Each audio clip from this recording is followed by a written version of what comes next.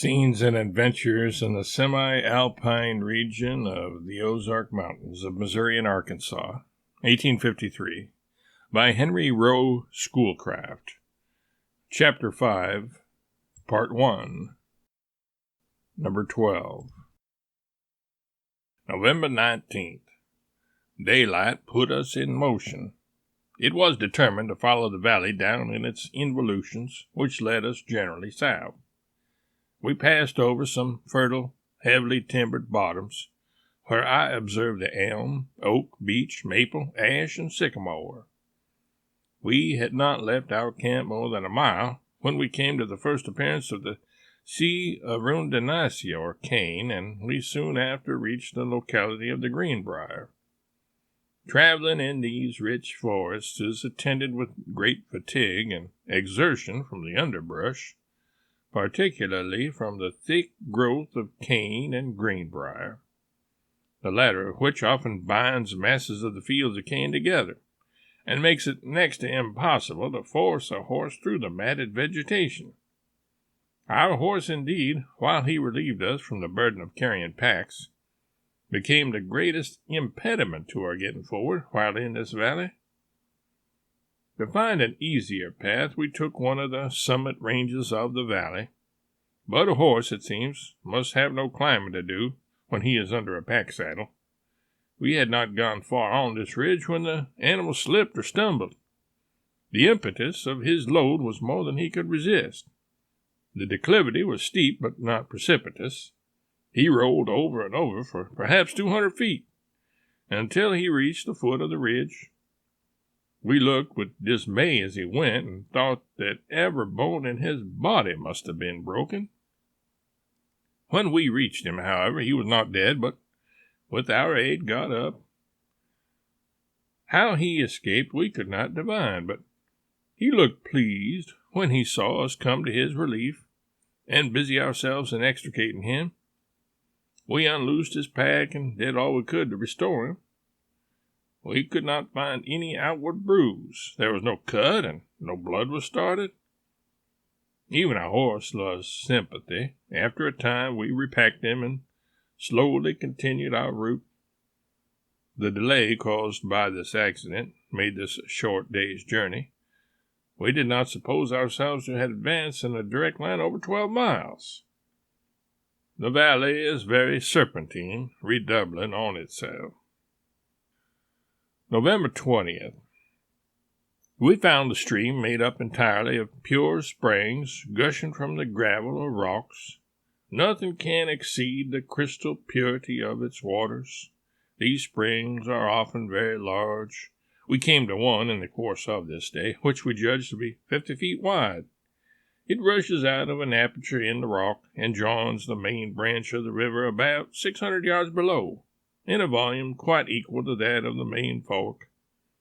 I found an enormous pair of elk's horns lying on one side of the spring, which I lifted up and hung in the forks of a young oak, and from this incident named it the Elkhorn Spring. In forcing my way through the rank vines, weeds, and brush which encumber the valley below this point, I lost my small farrier's hammer from my belt, a loss which was irreparable, as it was the only means we had of setting a shoe on our horse, and had also served on ordinary occasions as a mineral hammer, instead of the heavier implement in the pack. We often disturbed the black bear from his lair in the thick cane brakes, but traveled with too much noise to overtake him. The deer frequently bounded across the valley, while turkey, squirrel, duck, and smaller game were also abundant. November 21st. The bottomlands continued to improve in extent and fertility as we descended. The stream, as it wears its way into deeper levels of the stratification of the country, presents on either side high cliffs of rock. These cliffs, which consist of horizontal limestone resting on sandstone, frequently present prominent pinnacles resembling ruinous castellated walls. In some places they rise to an astonishing height, and they are uniformly crowned with yellow pines. A remarkable formation of this description appeared today at the entrance of a tributary stream through these walled cliffs on the left bank, which I called Tower Creek. It impressed one with the idea of the high walls of a ruined battlement. The purity and transparency of the water are so remarkable that it is often difficult to estimate its depth in the river. A striking instance of this occurred after passing this point. I was leading the horse. In crossing from the east to the west bank, I had led Butcher to a spot which I thought he could easily ford, without reaching above his knees.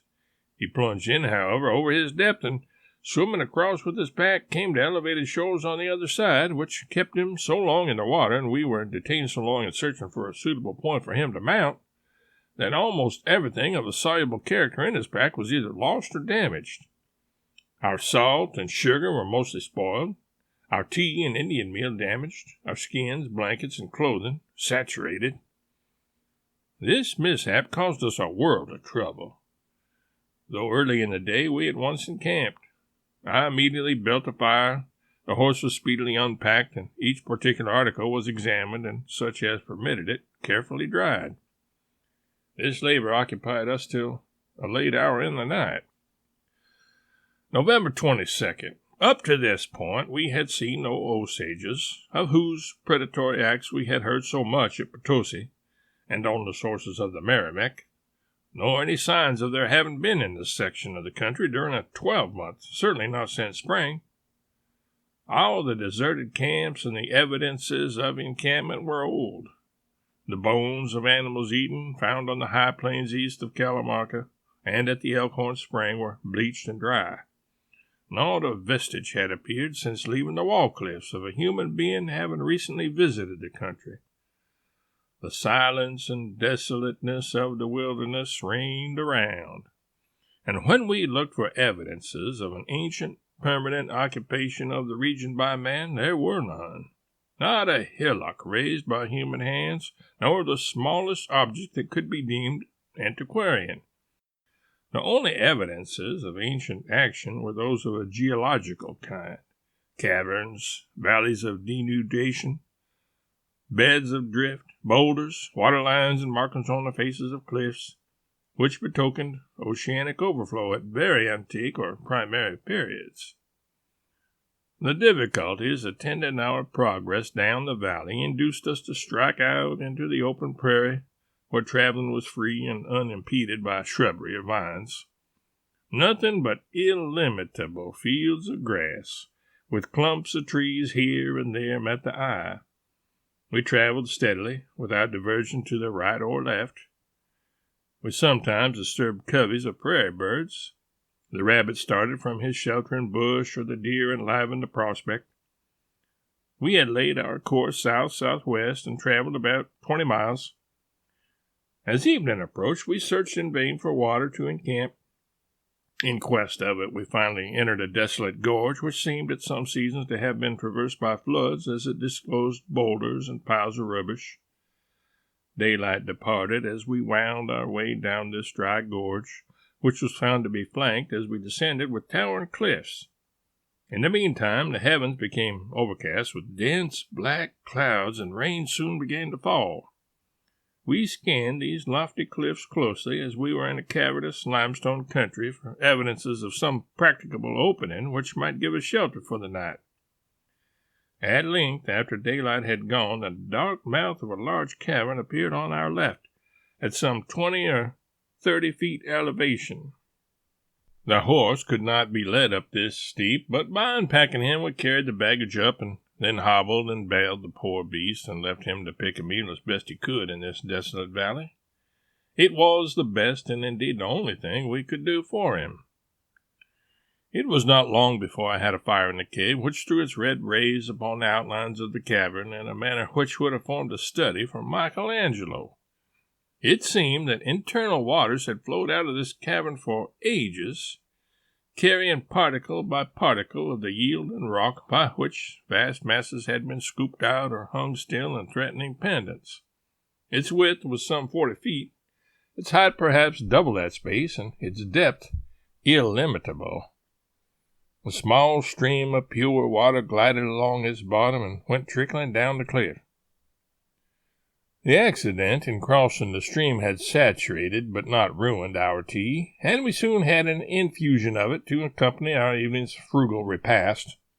For frugal indeed it became in meats and bread after our irreparable loss of the day previous. Nothing is more refreshing than a draught of tea in the wilderness, and one soon experiences that this effect is due neither to milk nor sugar. The next thing to be done after supper was to light a torch and explore the recesses of the cave, lest it should be occupied by some carnivorous beasts who might fancy a sleeping traveler for a night's meal. Sallying into its dark recesses, gun and torch in hand, we passed up a steep ascent which made it difficult to keep our feet. This passage at first turned to the right, then narrowed, and finally terminated in a low gallery, growing smaller and smaller towards its apparent close. This passage became too low to admit walking, but by the light of our torch, which threw its rays far into its recesses, there appeared no possibility of our proceeding further. We then retraced our steps to a fire in the front of the cave, where there were evidences of Indian campfires. We then replenished our fire with fuel and spread down our pallets for the night. My companion soon adjusted himself in a concave part over the rock and went to sleep. I looked out from the front of the cave to endeavor to see the horse, but although I caught a sound of his bell, nothing could be seen but intense darkness. The rain had been slight and had abated, but the cliffs in front and the clouds above the narrow valley rendered it impossible to see anything beyond the reach of the flickering rays of our fire. To its precincts I returned and entered up my journal of the events of the day. Our situation and the peculiarities of the scenery around us led me to reflect on that mysterious fate which, in every hazard, attends human actions, and by the light of the fire I penciled the annexed lines and clapped down the cavern in my journal as the Cave of Tula. Lines written in a cave in the wilderness of Arkansas. Oh, thou who clothed in magic spell delight'st in lonely wilds to dwell, resting in rift or wrapped in air, remote from mortal ken or care.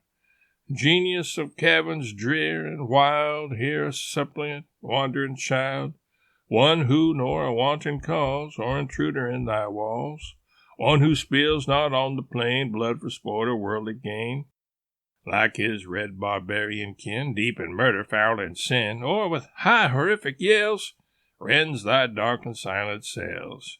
But a devious traveler nigh, weary, hungry, parched, and dry, one who seeks thy shelter blessed, not to ride, but to rest. And this doggerel continues a while. November 23rd. My first care this morning was to find Butcher, who had been left last night with a sorry prospect. He was not to be found. I followed our back track to the plains, whither he had gone for his night's meal. By the time I returned with him, the forenoon was well nigh gone. We then traveled to the southeast. This brought us in due time again into the valley of the North Fork. We found it less encumbered with vines and thickets and very much widened in its expansion between bluff and bluff.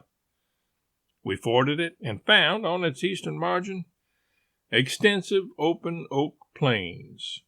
On one of the most conspicuous trees were marks and letters which proved that it had been visited and singled out for settlement by some enterprising pioneer. From the open character of the country, we could not get near to large game, and we now found that our supply of ball and shot was near its close. We passed down the valley about 10 miles and encamped. Since the loss of our cornmeal, we had nothing in the shape of bread, and our provisions were now reduced to a very small quantity of dried meat. We had expected for some days to have reached either Indian or white hunters' camps. Our anxiety on this head now became intense. Prudence required, however, that small as our stores were, they should be divided with strict reference to the probability of our not meeting with hunters or getting relief for 2 or 3 days.